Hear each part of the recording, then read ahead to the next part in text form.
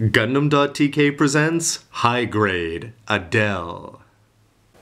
Hey, what's up again, everybody? It's Robert1D4, 2Rs, 2Bs, GundamReviews.net. And as the second generation of Gundam Age continues on, the Federation in Gundam history has always needed grunt suits, and they're going to be getting them in the form of the Adele. That's the advanced grade back there, but now it's time to take a look at the high grade 1/144th. This was first released in February 2012, and sells for the familiar 1,200 yen. Here's the name bar and number, and you can see that it's number 13 in the high-grade Gundam Age, and of course, it's made by Bandai. As a grunt, of course, the Adele is going to have a lot of relationships to the other Federation suits that we've seen in the first generation, and if you do want to see a review of the advanced grade right away, you can go check out that review on gundamreviews.net. For a look around the box, you can see that yes, it is fun to build gunpla, especially when you get to see the plates there. It looks like it's got pink beam sabers there on the A-plate. Gray to go along with the trademark color here, whatever you want to call it, the teal kind of thing. Lots of white and gray, and it looks like there's a little clear part down there for the face as well. You can see that this is going to have a lot more detail than the advanced grade, mostly just in the fact that it's got that extra color in the waist section and on the legs, where on the AG this is all white. Here it's actually going to have some color differentiation, and it's going to look very familiar, and there's some reasons to that, to some of the predecessor Federation suits. The backpack is looking pretty cool. It looks like it's got that part that's going to bend down there to put the weapons on, and you can see that it can bend just like all of the other Age kits really well thanks to the ball joint system. The Dod's rifle, yes, the Age system was smart enough to pump out multiple copies and give them to all the other suits, and you can see that it is going to attach onto the back there. And in terms of the other cool things that we've seen since the Genoese is the clear face part. This is going to be made out of clear parts. You can put some seals on there for the gold eyes if you want to, so that they are going to stand out, as you may have seen on the cover art. Old traditional beam sabers, and you're going to be getting 3 hands, just the 2 graspers and the dynamic posing one. But this is the thing that I didn't really know about the Adele because it hasn't shown up in the anime yet. But you can see from the high grade G Bouncer, whose review you can also check out, that you can take the backpack and attach it on there, and you can also take the old parts from the high grade. They're talking about the Sparrow and the Titus, which is of course sold separately, but since I've got them, I can't wait to check out how these are going to work when they're actually put onto the body of the Adele. All of this is possible, of course, because this was based on the Age 1's frame, which is really cool that they are taking that after the 25 years or the 26 for the time skip and putting it to good use. So when you see a lot of familiar features, including Sparrow-type shoulders and a lot of other stuff, it's cool to see that that got passed down. However, they did have a very poor debut episode back with Wolf in episode 18, so I can't wait to see if they're actually going to get more play or if it's only going to be the Divas Adeles that are actually going to make any difference in this war. And when you see the unpainted one there, you can see the clear parts there, the good color use throughout, the gray inner frame is going to show off in all the right places, and you'll see a lot of familiarity with the Age 1, but I think that's going to be a good thing in this case. Inside the box we go, and you're going to see the manual there, and when you take the plates out, polycap seals, pink, blue, and gray. You're going to be getting the clear parts here, the clear part for the face, white, gray, and that's pretty much it for inside the box.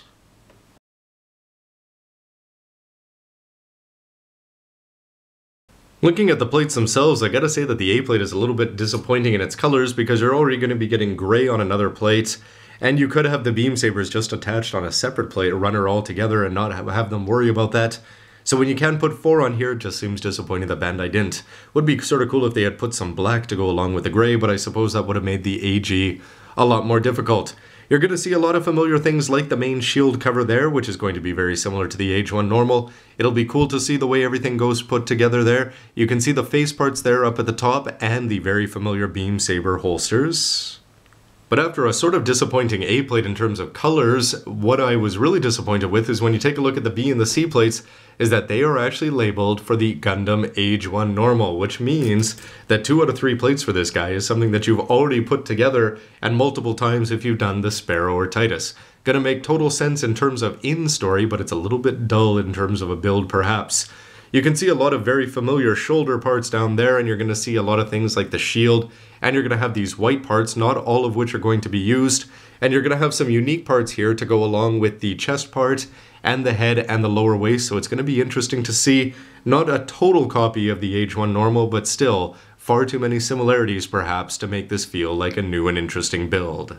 The C plate again is from the Age 1 normal, which means you're not going to be using a lot of these parts for the Adele.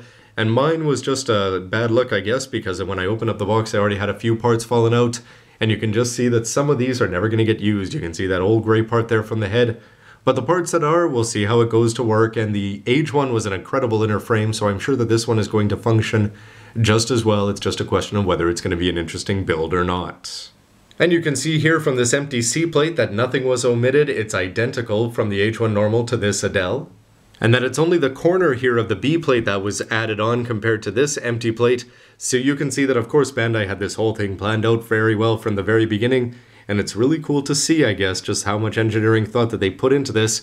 Who would have ever thought, well, I sure didn't, that they had this part missing from the normal. You'd think it would have had something to do with the wares and not the grunt suit from the second generation. But it is hard to get past sometimes that this is really the only difference between the two.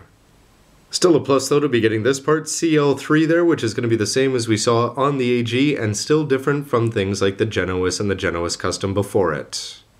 And something that's sort of cool is that in addition to having the seals for the eyes, you're actually going to be getting those gray parts down below to cover up the whole face under that clear mask.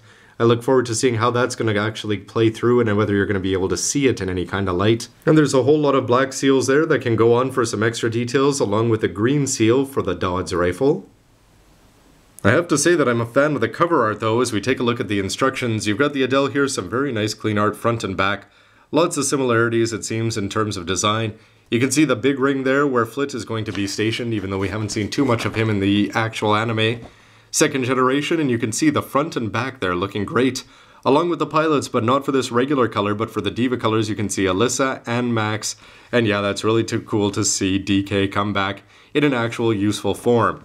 Here again, you can see the Adele wear and weapon variations, that because it's built in the same frame, why not be able to put on the different limbs from the Sparrow and the Titus? And that G-Bouncer thing, I can't wait to see that in use.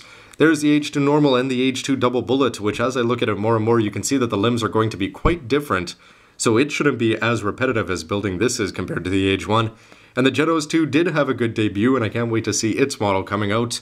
And there's the same features that we already saw around the box. And there it is in the Diva colors, which I have to say is a cooler one. I think this is a very nice color, but I think the purple is going to be great. And when you add on the individual numbers on the chest, something that could be hard to pass up, unless, again, it may just be dull building the same body 2/3 over and over again. And again, you'll see why, because take a look at those B and C plates. There's lots of X's all over the place because these plates were clearly designed with the H1 normal in mind. The Adele just seems to be an afterthought, so we'll see how this plays out. But after that, it's going to be just clean, solid directions, no transformations, nothing fancy, to go along with the back color page with all these features that we're quite familiar with already. So for me, just in terms of an unbox, this is probably one of the more disappointing Gundam models that I've ever put together, well, or I'm about to, just because I don't generally read up on models before I actually buy them myself, especially when I know I'm going to be buying them. But I had a lot of fun putting together the AG Adele, and I like to see some of the similarities, but to see it 2/3, it's something I've already harped on at length. We'll see how it actually plays out, because the AG actually looks good, and I'm sure that the HG is going to look good, and it's going to have all sorts of great posability. And I can't wait to see how it's all going to work with the fact that it's got the interoperability with Wolf's backpack and the Titus armor and the Sparrow. Those are great features that just make me want to buy it even more. But the Diva colors are going to be coming, and we'll see how this one works. But anyway, stay tuned to actually see the mobile suit and the parts when everything's all put together. And don't forget to let me know what you think of this model and this review, the AG, and everything else in between. Thanks for watching, everybody. Robert, 184. Look, 2/3 of awesome is still pretty awesome.